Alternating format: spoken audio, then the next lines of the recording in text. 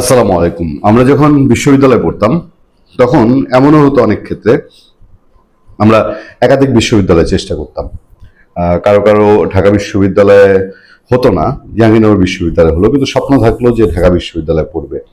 আমার পরিচিত অনেক পুলিশ অফিসার আছেন, অনেক সরকারি কর্মকর্তা আছেন যারা 1 বছর জাহাঙ্গীরনগর বিশ্ববিদ্যালয়ে পড়ে তার স্বপ্নের ক্যাম্পাস ঢাকা বিশ্ববিদ্যালয়ে পরের বছর চান্স পেল, জাহাঙ্গীরনগর ছেড়ে এসে 1 বছর পরে আবার ঢাকা বিশ্ববিদ্যালয়ে পড়াশোনা কমপ্লিট করে ঢাকা বিশ্ববিদ্যালয়। কিন্তু কখনো কখনো আলাপ উঠলে আমরা যদি বলি যে আমি জাহাঙ্গীরনগর স্টুডেন্ট, জাহাঙ্গীর জাবিয়ান, আমাদের জাবিয়ানদের মধ্যে একটা আলাদা আজীবনের জন্মান্তরের একটা বন্ধন তৈরি হয়।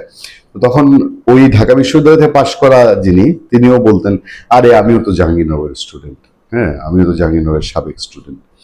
কখনো কখনো এমন হয়েছে যে ঢাকা বিশ্ববিদ্যালয় জাহাঙ্গীরনগর একসঙ্গে পরীক্ষা হয়েছে, তো জাহাঙ্গীরনগরে হলো, ভর্তি হলো, একদিন ক্লাস করলো, একদিন ক্লাস করেও তারপর আবার ঢাকা বিশ্ববিদ্যালয়ে শিফট হয়েছে। তিনিও বলেছেন যে আমি তো জাহাঙ্গীরনগরের স্টুডেন্ট, আমি জাহাঙ্গীরনগরে তো একদিন হলেও পড়েছি, একদিন হলেও হলে থেকেছি।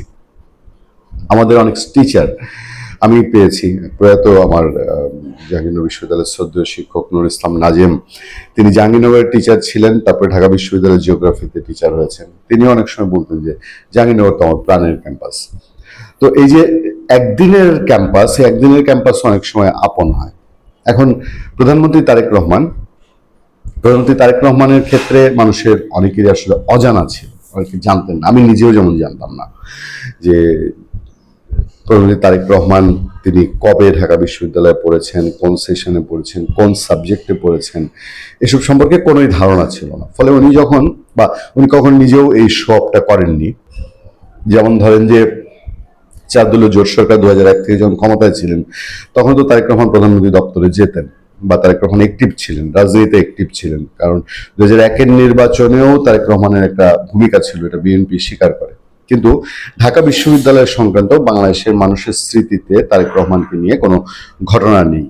তো এবার তিনি যখন ঢাকা বিশ্ববিদ্যালয়ে গেলেন, যাওয়ার পরে এবং ছাত্রদল সভাপতি তিনি যখন বললেন যে তারেক রহমান তার প্রাণের ক্যাম্পাসে এসছে, তখন অনেকেই এটা উৎসাহ উদ্দীপনা, এখানে অন্যায় অপরাধের কিছু নেই, একটা আগ্রহ থেকে অনেকে জানতে চাইলেন। আর স্বাভাবিকভাবে বাংলাদেশে যেহেতু দুই ভাগে বিভক্ত, আওয়ামী লীগ পন্থী আওয়ামী লীগ বিরোধী, বিএনপি পন্থী বিএনপি বিরোধী, ফলে তাই মানে বিরোধী রাজনৈতিক শিবির বলেন অথবা আওয়ামী লীগ ঘরানা বলেন, তাদের কারো কারো একটা খোঁচা দেওয়ার প্রবণতা তৈরি হয়, যেটা বাড়াবাড়ি রকমের হয়েছে। সেই জায়গা থেকে অনেকেই আগ্রহ জায়গা থেকে জানতে চান যে আমরা তার মানে আমি যেমন প্রথম দিন খোঁজ নিয়ে আমি এটার আদ্যপান্ত ধরতে পারছি।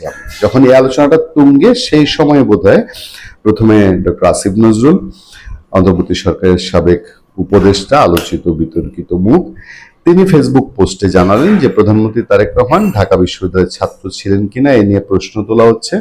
তিনি অবশ্যই ঢাকা বিশ্ববিদ্যালয়ের ছাত্র ছিলেন। তিনি 1985-86 ব্যাচে আইন বিভাগে ভর্তি হয়েছিলেন, মাস দুয়েক ক্লাসও করেছেন। আইন বিভাগের উপরের ব্যাচের একজন ছাত্র হিসেবে তখনই বিষয়টা জানতাম আমি। তারেক রহমানের সহপাঠীদের মধ্যে বেশ কয়েকজন অতি পরিচিত মানুষ রয়েছেন। সাবেক স্পিকার শিন শারমিন চৌধুরী, সাবেক উপদেষ্টা রিজওয়ানা হাসান, আপিল বিভাগের বর্তমান বিচারপতি ফারাহ মাহবুব তারেক রহমানের সহপাঠী ছিলেন। তখন এরশাদের প্রবল শাসন ছিল দেশে। এরশাদ প্রয়াত রাষ্ট্রপতি জিয়াউর রহমানের হত্যার সঙ্গে জড়িত ছিলেন বলে অভিযোগ ছিল। সম্ভবত নিরাপত্তা ঝুঁকির কারণে তারেক রহমানের ঢাবির পড়াশোনা বন্ধ হয়ে যায়। এরশাদ শাসনামলে তারেক রহমানের মা, সাবেক প্রধানমন্ত্রী বিএনপির সাবেক চেয়ারপারসন বেগম খালেদা জিয়াকেও হত্যার চেষ্টা করা হয়েছিল। এবং সেই প্রেক্ষাপটে সে সময় আদতে কি হয়েছিল তারেক রহমান নিজেও যেহেতু ব্যাখ্যা দেননি, জানাননি, ফলে আমাদের কাছে এ নিয়ে সঠিক কোনো তথ্য থাকছে না। তবে আমরা দেখেছি যে তারেক রহমানের সে সময় সহপাঠী আরো কয়েকজন, একটা মানুষকে আমি পেয়েছি যিনি সোশ্যাল মিডিয়ায় আমি দেখেছি দেশের বাইরে থাকেন এবং অনেকটা আওয়ামী লীগ ঘরানার মানুষ হিসাবেই আমার কাছে মনে হয়েছে। তিনিও দেখলাম সোশ্যাল মিডিয়ায় খুব বোল্ডলি, তিনিও আইন বিভাগে তারেক রহমানের সাথে পড়তেন বলেই তার ভিডিওতে দাবি করেছে, এবং তিনিও প্রায় একই রকম কথা শিন শারমিন চৌধুরী, সৈয়দ রেজওয়ানা সহ আরো কয়েকজনের নাম বলেছেন যারা তারেক রহমানের সাথে ওই সময় ওই যে 85-86 ব্যাচে আইন বিভাগে পড়তেন। বলবেই অবশ্যই তারেক রহমান ঢাকা বিশ্ববিদ্যালয়ের ছাত্র ছিল, 100% ছাত্র ছিল। সেটা সাক্ষী আমি, কারণ সুতরাং এবার এসে তারেক রহমান ঢাকা বিশ্ববিদ্যালয়ে যাওয়া, সেখানে সোশ্যাল মিডিয়ায় তার বক্তৃতা এসছে, তিনি তিনি যখন তারপরে তিনি যখন বলছেন ছাত্রদের সঙ্গে মত বিনিময়, একজন ছাত্র তিনি অ্যাপ্লাইড ফিজিক্সের সম্ভবত, তিনি একটা প্রশ্ন করতে যাচ্ছিলেন, তারেক রহমান বললেন যে আমি তো আর্টসের ছাত্র, আমি ফিজিক্সের ব্যাপার কি করে বুঝবো। তখন মানুষ আস্তে আস্তে ধারণা করতে পেরেছে যে হ্যাঁ, তারেক রহমান হয়তো ঢাকা বিশ্ববিদ্যালয়ে পড়েছেন।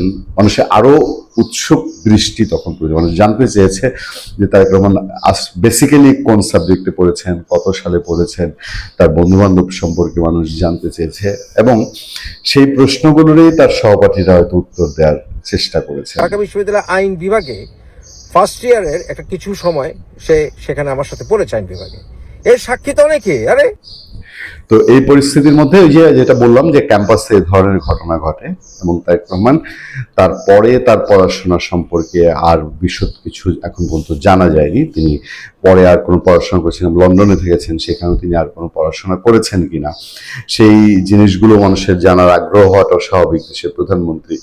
তো এই প্রেক্ষাপটে বোধহয় আপাতত তারেক রহমান ঢাকা বিশ্ববিদ্যালয়ের ছাত্র ছিলেন এরকম একটি মীমাংসায় পৌঁছানোর জন্য মোটামুটি আনুষঙ্গিক যে পরিস্থিতি, সেটা যথেষ্ট তথ্য প্রমাণ রাখে। ভালো থাকবেন, সুস্থ থাকবেন। আপনাদের সাথে আমি আতিক রহমান, পূর্ণিয়া।